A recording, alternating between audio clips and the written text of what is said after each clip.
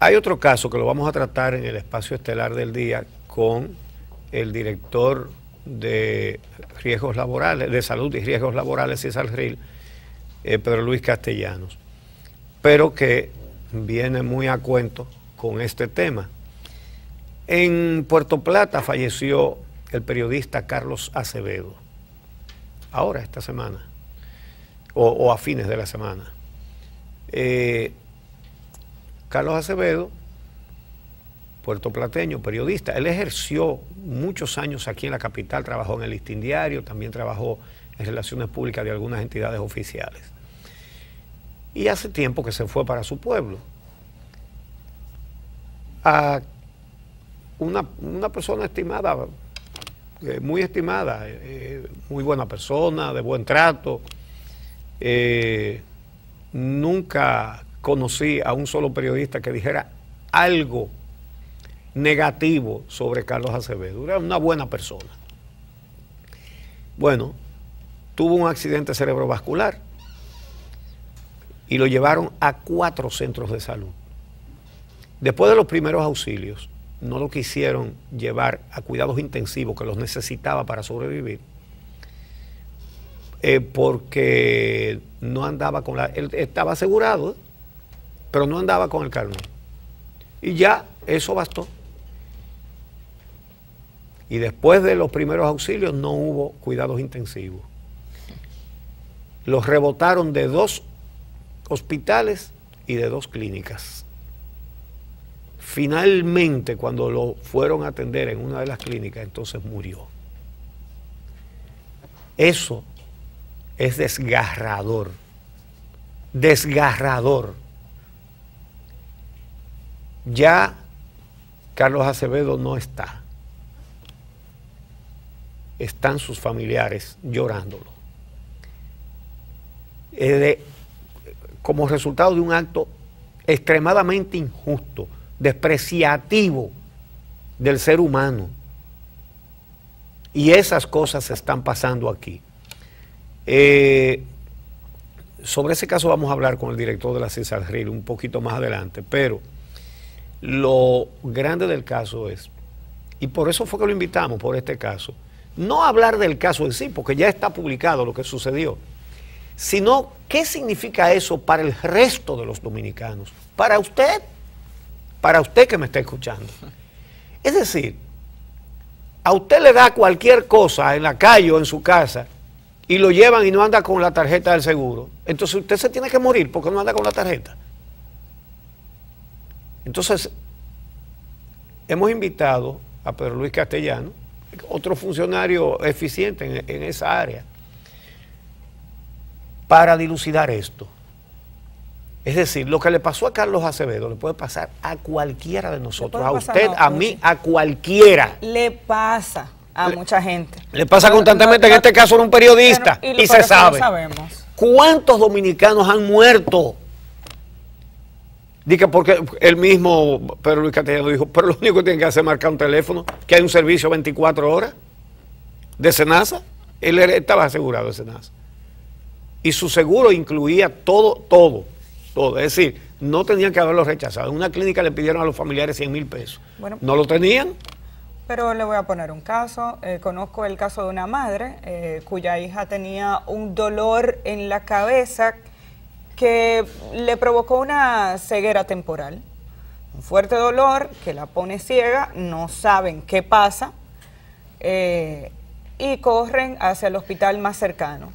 No voy a decir los nombres de los hospitales porque se me mezclan en este momento, pero le llevan al hospital donde la han atendido siempre, en carro público, como la mayoría de la gente que vive aquí. Llegan a la emergencia de ese hospital, que está siendo intervenido, por cierto. El lodazal por todos los lados en medio de los pacientes, porque ahí como que el control no está garantizado. El tema es que desde las 10 de la mañana, que la joven ya acaba de cumplir los 18 años, llegó a ese hospital con su mamá, porque una gente de 18 años es adulto en cédula, pero si sus padres se preocupan por sus hijos, una persona de 18 años es un muchacho. que es supervisado por el adulto, que es su madre en este caso. Desde las 10 de la mañana hasta las 2 de la tarde para que le hicieran la primera pregunta de qué le pasa. Pero estaba grave, no veía, en una situación que además les preocupaba porque el dolor de cabeza era muy intenso. Que hay que hacerle una tomografía, pero en este hospital el tomógrafo está dañado. Hay que llevarla a otro hospital. Cuando se van al otro hospital, le ponen un suero, pero no, en el hospital no le dicen exactamente qué es lo que tiene, porque hay que evaluar a la joven. Pero mientras tanto, y para intentar resolver el problema, le ponen un suero. ¿De qué? No lo sé. La mamá sale con la hija con el suero al hombro y en carro público para el otro hospital. Pero aquí resulta que aquí hay un servicio de ambulancia con un teléfono que debe funcionar incluso entre hospitales, pero me parece que en el hospital no lo saben, porque yo he entrevistado en 2 ocasiones al director de ese servicio, que la ciudadanía debería conocerlo, por cierto, donde usted llama y debería saberlo el hospital y trasladan a un paciente que está mal y que está en una emergencia, porque el que llega a una emergencia no es porque se siente bien. Van al otro hospital, cuando van al otro hospital que si tiene cita, no, claro, es de la emergencia, es una referencia. Uchi no le hicieron la tomografía, ¿por qué? Porque la joven acababa de cumplir 18 años y por tanto el seguro, que en este caso es el de Senasa, como todos los seguros, cuando usted pasa a la adultez lo dejan de cubrir. Los padres tienen que hacer una diligencia que la mamá no había hecho. Pero la gente no sabe esas cosas. A la gente hay que protegerla. Pero se trata de una tomografía de la cabeza, o sea, no era un dedo que le dolía. Exacto. Era un tema de la cabeza, una madre desesperada que no es médico, cuya hija incluso no veía en ese momento, se le fue la vista. Y en el hospital la rebotaron y le dijeron que tenía que volver más adelante o pagar 2,000 y pico de pesos, que la mamá obviamente no tenía. Eso es una sentencia a muerte. Para atrás con la hija al primer hospital sin la tomografía y se le desmayó cuando se iba a montar en el carro público de nuevo con el suero al hombro para atrás. Entonces ese tipo de situaciones se da aquí todos los santos días. Entonces tú sabes todos los días lo vive la gente. Entonces tú sabes que es lo que todos tenemos que entender. Esa muchacha fue víctima ¿de qué? De la corrupción. Porque ¿por qué no hay un tomógrafo funcionando? Porque aquí cogiendo prestado todos los días el gobierno, endeudándose endeudándonos hasta la coronilla, con un montón de botellas, con una cantidad de delincuentes, con corrupción al máximo. No puede haber con qué tener un tomógrafo funcionando en un hospital. ¿Por qué no hay? ¿Por qué no da? Porque para eso no hay. Para poner a 36 subdirectores INESPRE hay, por supuesto que para eso hay, y 47 vicecónsules en Nueva York, vicecónsules en Nueva York. Para eso hay, sobra. Para que un funcionario deposite 27,000 millones de pesos en un banco, para eso sobra, para eso hay también. Ahora no hay para un tomógrafo. Y no hay para que estén abiertos los quirófanos del Hospital Dr. Arturo Grullón de Santiago, que le da servicio a los niños de 14 provincias de este país. Y como denunciaba el doctor Ramírez, que el ánimo de él no era hacer una denuncia, él estaba hablando, era una intervención, un simposio médico. Y él expuso ese problema. Es decir, no fue ahí con intención de hacer una denuncia, sino que estaba analizando lo que estaba pasando. Y resulta que esa proporción de niños que nace con cardiopatías congénitas, bueno, de los que habían salvado a 1.700 y pico desde el 2012 al 2015, pero en el 2015 cerraron ese hospital para remodelarlo y estamos en el 18 y están cerrados los quirófanos. Entonces, ¿cuántos miles de niños han muerto? ¿Han muerto por la corrupción? Porque para terminar ese trabajo no hay. Para depositar 27,000 millones un individuo, sí, para eso hay, pero para acabar de arreglar ese hospital y poner esos quirófanos en servicio, no hay. Entonces, la madre de un bebé en Santiago, en Tenares, en San José de las Matas, en cualquier punto de todo el área del Cibao, que se le murió porque hay unos quirófanos que están cerrados, esa no lo relaciona con la corrupción. No lo relaciona. Pero murió por la corrupción, porque los recursos no alcanzan para atender a la gente. Alcanzan para hacer ricos a unos cuantos funcionarios. Sí, la economía crece. Pregúntenle a los que depositan 27.000 millones. Claro que crece, espectacularmente crece. Para eso sí crece. Y nos dicen que han sacado a 2 millones de la pobreza. Yo creo que tenemos que comenzar a contar a los que han salido de la pobreza, porque verdad que hubo algunos que llegaron pobres al gobierno. Y hoy son los individuos más acaudalados de este país. Por eso, porque la gente se muere sin los servicios. Y la gente no los relaciona. La gente le dan 1.000 pesos para que voten, vuelven y votan para que le sigan haciendo eso mismo. Y la gente no relaciona cuando a uno lo atracan en una calle o lo matan para robarle un celular, no lo relaciona con la corrupción. Pero la corrupción drena los recursos del Estado y no hay con qué tener una vigilancia más eficiente, una policía con mucho más patrullas y con más adelantos técnicos para perseguir y para prevenir el delito. Y cuando abren la llave en su casa y no hay agua y tiene que coger una lata para la quimbamba a buscar agua, tampoco lo relacionan con la corrupción. Y todo eso es la corrupción. Todo eso, por eso es que no hay. Para que la gente tenga agua en su casa, no hay. Ahora, para que alguien deposite 27.000 millones, sí hay. Blindado por una Suprema Corte y un Ministerio Público. Integrado por compañeros del partido que son en el partido subalternos del imputado y dicen no al lugar o archivo definitivo o presentan un expediente incompleto, cojo, calimocho y torcido para que se caiga. Esa es la realidad.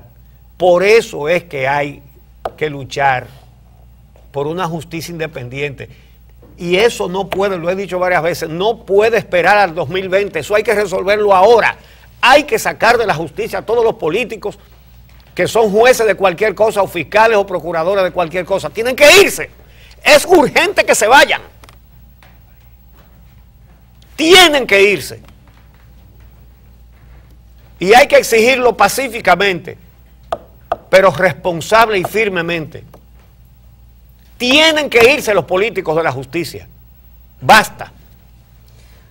Vamos a hacer una pausa, Uchi, antes de despedirnos y como sé que no tendré otro espacio para comentarlo, simplemente quiero recomendar Veneno, la película que se estrenó ayer. Es un tema totalmente distinto a lo que usted acaba de plantear, pero creo que es importante apoyar la industria nuestra, la industria del cine nuestra. Tuve la oportunidad de estar ayer en la premier de esta película, Veneno, El Relámpago de Jack. Es una película que está hecha con una calidad suprema. Yo no suelo opinar tan rápido de una película, mucho menos cuando es dominicana, porque se hieren sensibilidades, o uno tiene que tener mucho cuidado con la manera en que la evalúa, pero de verdad que, primero en términos técnicos, dirigida por Tabaré Blanchard, que fue quien hizo La Montaña, reconocido en la industria por sus comerciales, es una persona muy exitosa en el área. Una idea original de Ricardo Bardelino, en la que él decidió entrar. La propuesta es que sean, Uchi, 3 películas, pero estamos hablando de la historia de Jack Veneno, ídolo de multitudes en República Dominicana. Particularmente a mí la lucha libre nunca me gustó, no es mi estilo. Ahora, uno tiene que reconocer que eso marcó una parte de la historia popular de la República Dominicana, los 70, los 80, el campeón de la bolita del mundo, Jack Veneno. Sí. Y lo más interesante de esto es que conocer la historia que hay detrás. Ricardo Bardelino pensaba hacer un libro sobre Jack Veneno y comenzó a entrevistarlo y encontró tanto material que la propuesta es hacer una serie de 3 películas. Tengo que decir que por la impresión de todo el que estuvo ahí ayer, por lo menos la primera va a ser muy exitosa. Y todos, de verdad que todas las personas que vivieron esa época, que todos los sábados veían por Colorvisión la transmisión, van a recordar mucho de esa época. Pero esta película te plantea al inicio la historia que uno no conocía de Jack Veneno y de Relámpago Hernández, obviamente. Es la primera parte donde uno conoce el origen y también toca mucho la sensibilidad de quien la ve, porque uno conoció el espectáculo, pero no lo que hubo detrás, la historia que hubo detrás desde que era niño. Todo lo que hubo detrás. Me refiero a lo siguiente. Ahí va. Nunca me gustó la lucha libre, y siempre pensé como periodista que la actividad de la lucha libre no debía salir en la página de los deportes, sino en la página de espectáculos. Porque eso no es un deporte. Eso es una actuación teatral.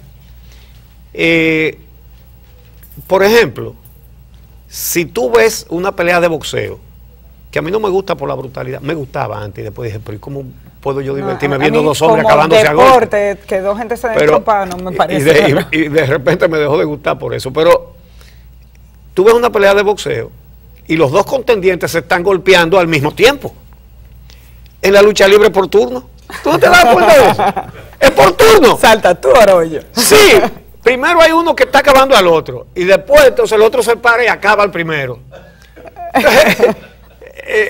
Claro. Pero otra cosa, un boxeador pelea hoy, gane o pierda, y tiene que esperar, creo que son como 2 meses para tener otra pelea. No, pero en la lucha, tú veías a Jack Veneno con un sangrero, porque se sensibilizan adrede la piel para sangrar fácil. Entonces tú lo veías con la cara llena de sangre y dice, y el jueves nos vemos en el Eugenio. Pero ven acá. Óyeme, eso tenía que salir en espectáculo, no en deporte. Bueno, pero la película te cuenta un poco la parte inicial, porque al principio sí hubo golpes. Y sí hubo enfrentamientos antes del espectáculo que vieron por televisión. Ellos cogieron su lucha real, dándose sus trompadas. Yamile Checker, bueno, protagonizada por Manny Pérez, dio muchísima emoción ver a Jack Veneno ayer, ahí en el escenario. Un personaje popularísimo. Y con muchísimo entusiasmo. Tiene algún problema de salud que le dificulta respirar, incluso estuvo un poco en la presentación y se fue, pero con un ánimo. Y la verdad es que uno se emociona porque ver a ese señor que con ese traje tan particular, con los colores de la bandera dominicana, salía todos los sábados a hablar duro y a defender lo bueno. Sí. Esos anuncios clásicos, ustedes lo van a recordar muchísimo. Manny Pérez hizo una excelente actuación. Y bueno, hay talentos como el de Yamile Checker, Richard Douglas, Pepe Sierra, Jaime Piña, Mario Núñez, Giovanni Camilo, entre otros grandes actores dominicanos. Tienen que verla, está técnicamente muy bien desarrollada y yo creo que no solamente por apoyar el cine nuestro, de verdad es que, wow, qué bien hecha está esa película. Bueno, pues vamos a hacer una pausa y regresamos con el director de el superintendente de Salud y Riesgos Laborales, CISALRIL, Pedro Luis Castellanos. Vamos a tratar de determinar si a usted le puede pasar lo mismo que le sucedió al periodista Carlos Acevedo. Con un ACV, lo llevan a 4 centros, 2 públicos, 2 privados, le niegan la atención a pesar de que estaba afiliado, pero no andaba con el carnet. Volvemos a y eso le costó la vida. Vamos a ver si a usted, si a nosotros nos puede pasar exactamente lo mismo. O si vamos a blindar esa situación para que eso no vuelva a ocurrir. Regresamos.